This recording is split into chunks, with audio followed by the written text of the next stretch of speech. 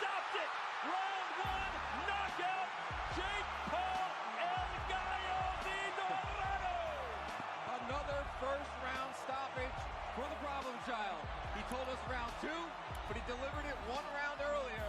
Outstanding performance from Jake Paul. Man, Jake set that up with some good offense, jabbing up top, jabbing to the body.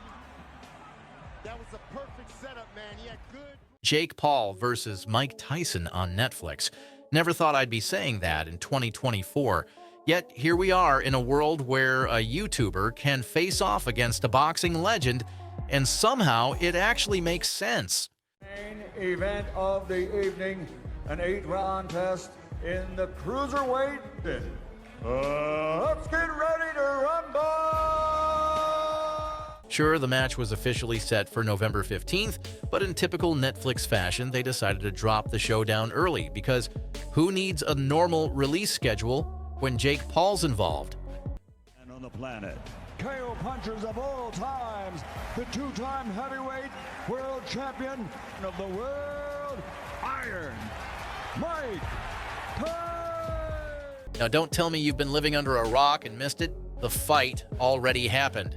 This isn't some overhyped countdown to a future event being milked for all it's worth. Nope. Jake Paul versus Mike Tyson already went down at the iconic AT&T Stadium in Arlington, Texas. Highly anticipated fight between Jake Paul and Mike Tyson has a new date. They'll face off in AT&T Stadium on November 15th. And of course, Netflix will be rolling out this event in a couple of weeks, but for now, you get the privilege of knowing every bit of the wild action that made this fight legendary before the rest of the world does.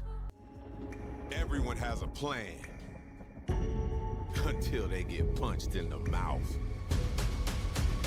Yo, Let's be real. The buzz for this clash was insane. It seemed like everyone on the planet had an opinion, and nobody could stop talking about it. You had Jake Paul, the social media sensation turned wannabe boxing king, hyping himself louder than ever.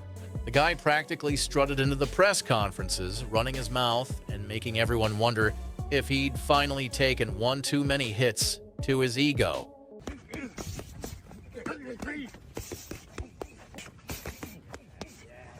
Then there was Mike Tyson, the myth, the legend, the human wrecking ball, who, even at 58, can still strike fear just by smiling. Tyson showed up like he was ready to turn the ring into his personal playground, set to remind everyone that a true legend never fades. His presence alone could make even the cockiest challengers sweat. So there they were, two polar opposites, Jake, the flashy, loud-mouthed disruptor, and Tyson, the silent storm, both standing under the blinding lights of one of the biggest stadiums in the world. To play and handle the Mike Tyson thing correctly, because the visuals were bad. And when you're dealing in a world of optics, it's very relevant. And Tyson versus Paul would likely be on July 20th. It would likely be on had they not put out the fake press release in the first place. When they put out this watered down, dumb press release. And believe me, words alone don't do it justice. Seeing Mike Tyson live in the flesh at 58 is like stepping into a whole other universe. Tyson walks into the arena, and it's as if someone flipped a switch, making the air instantly heavier. His muscles are still chiseled and freakishly defined, like he's some sort of Greek god who just ignored things like aging or gravity. Sure, he's 58 on paper, but look at him, and you'd swear he's been marinating in some time-defying elixir. And trust me, he hasn't lost an ounce of power. Tyson didn't just roll out of bed and hope for the best. He was grinding it out in the gym like his life depended on it, bringing that old-school brutality mixed with cutting-edge training wizardry. We're talking state-of-the-art workouts, sparring sessions that would make even hardened fighters wince, and drills intense enough to make seasoned coaches raise their eyebrows.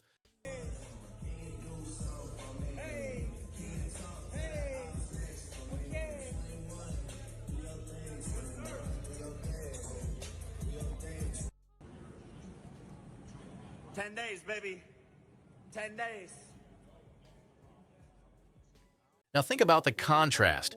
Jake Paul's been out there living his best influencer life, vlogging, pranking, and stirring up drama like the internet's favorite chaos magnet. Meanwhile, Tyson has been in full beast mode, laser-focused and training with an intensity you'd expect from someone half his age. This wasn't just about getting ripped. Tyson's power was still there, that bone-crushing force that's put so many opponents to sleep. And his opponent across the ring, fighting out of the red corner, wearing 83.6 pounds. In fact, experts were murmuring that this older, more refined Tyson was somehow even scarier, that his punches had become surgical strikes, still packing enough devastation to end a fight before you could blink. Jake and his camp clearly hadn't anticipated just how terrifying that could be. And then there was Tyson's mindset, a total reinvention, a mental overhaul. He was calm, focused, and absolutely relentless, as if one singular purpose was etched into his very soul: destruction. Every move, every subtle gesture, every second leading up to the bell screamed that this man was here for blood. No time for flashy antics or social media drama. Jake was busy playing the showman, but Tyson, he was the warrior, his presence alone saying everything. Standing still and deadly in his corner, he sent a chill through the stadium. It was that same aura that once made grown men crumble before he even threw a punch. But let's not pretend Jake Paul wasn't ready to put on a show. Round one comes alive, and Jake storms out like a tornado, arms swinging, confidence sky high. He's fast, really fast, and it's clear he's been training hard.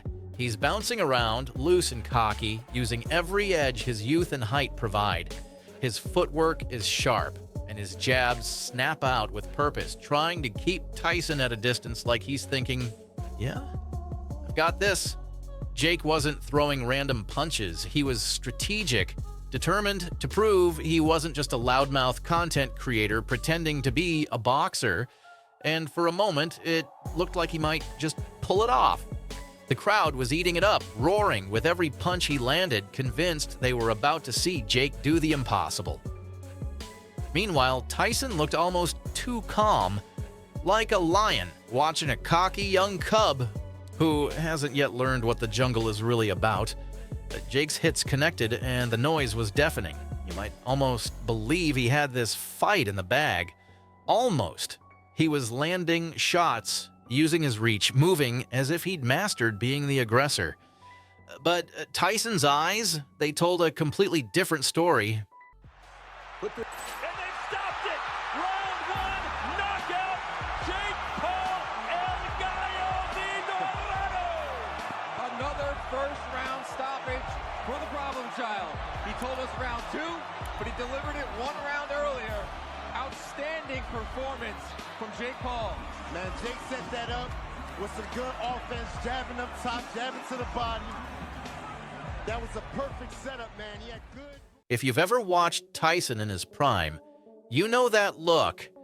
He was studying Jake, reading him like an open book, calculating, waiting for the perfect opening. This wasn't about how many punches Jake could land. Tyson knew it was about the right punch, the one that could change everything. He was patient, letting Jake burn through his early energy. It was only a matter of time. The old master, with decades of experience, was about to remind Jake Paul why legends never truly fade, and that when the storm finally hits, it's the calm before that should have scared him. Then came my favorite part. Round two kicked off, and you could feel the atmosphere shift. Mike Tyson, who had spent the first round treating Jake like an amusing warm-up, finally decided it was time to get serious. No more toying around. This was hunt mode. You could almost hear the jaws of the trap snapping shut as Iron Mike closed the distance between him and his cocky opponent. Tyson's footwork was pure poetry, gliding across the canvas like he was moving in slow motion. But with every inch he covered, you knew he was getting ready to strike. His eyes were locked on Jake's every twitch and shuffle. and the tension was thick enough to slice with a knife. The whole crowd leaned in, knowing something big was about to go down. Then came the moment, the one already looping on 1,000 TikToks with dramatic slow-mo and sound effects. Tyson unleashed a left hook so brutal, it felt like the whole stadium shook. This wasn't some run-of-the-mill punch. It was the kind of haymaker that would make a heavyweight champ from the 90s sit up and take notice. The sound, a sickening, bone-rattling crack, echoed like a firework and sent shivers down spines. Jake Paul didn't just get hit, he got rocked. His knees buckled like they'd forgotten their one job, and the look on his face, priceless. Shock, disbelief, pain, as if he just realized he'd made some terrible life choices. The crowd went wild, thousands of fans gasping, hands flying to their mouths. They knew they'd just witnessed something insane. Jake stumbled, trying to shake it off, but you could see the swagger drain out of him. The guy who had strutted into the ring full of bravado now looked like he was seriously rethinking the whole taking on Iron Mike thing. Tyson, meanwhile, was in full beast mode. His eyes were cold, focused, he could smell blood in the water. Jake was wobbling, trying to put on a brave face, but everyone could see it. He was vulnerable, and Tyson knew exactly what to do with that. By round 3, Jake Paul was a mess. Tyson's left hook had done serious damage, and Jake was slowing down, losing his early bounce. His punches were weaker, his defense barely holding up. The sharp jabs he'd thrown in the beginning now looked like desperate, flimsy swats. Tyson, on the other hand, was relentless, pressing forward like a freight train with no intention of stopping. He cornered Jake, cutting off any escape. You could sense the inevitable.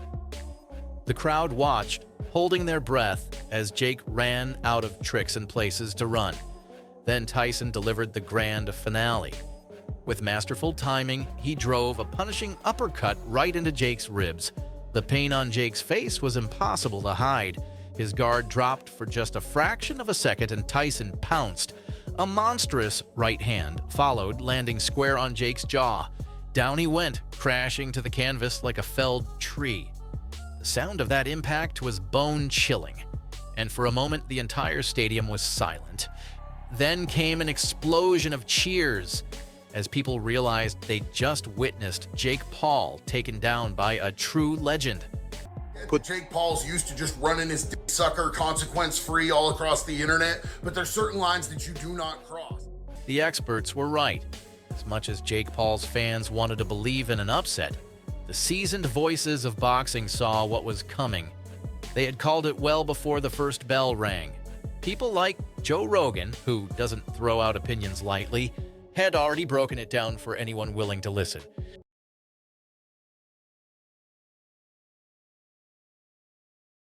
Rogan had analyzed Tyson's recent training clips, pointing out that the legendary heavyweight still packed devastating power. You look at Tyson at 58, Rogan said on his podcast, and you realize his punches are just as terrifying as they were back in the day. Rogan had seen Tyson land shots in training that could shake the souls of younger fighters. But of course, plenty of Jake Paul loyalists brushed this off.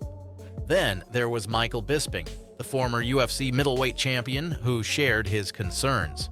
Bisping had seen plenty of combat sports hype and wasn't buying into the idea that Jake could handle a monster like Tyson. "It's absurd," Bisping said. "You're putting a 27-year-old YouTuber in with a man who still trains like an absolute savage." He emphasized that Tyson's head movement and defensive skills were still sharp, as though he'd never stopped fighting.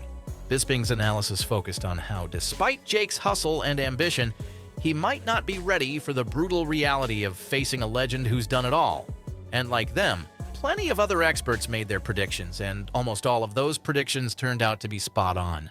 Well, there's a reason we call them experts, right? If you expected the same outcome, let us know in the comments below.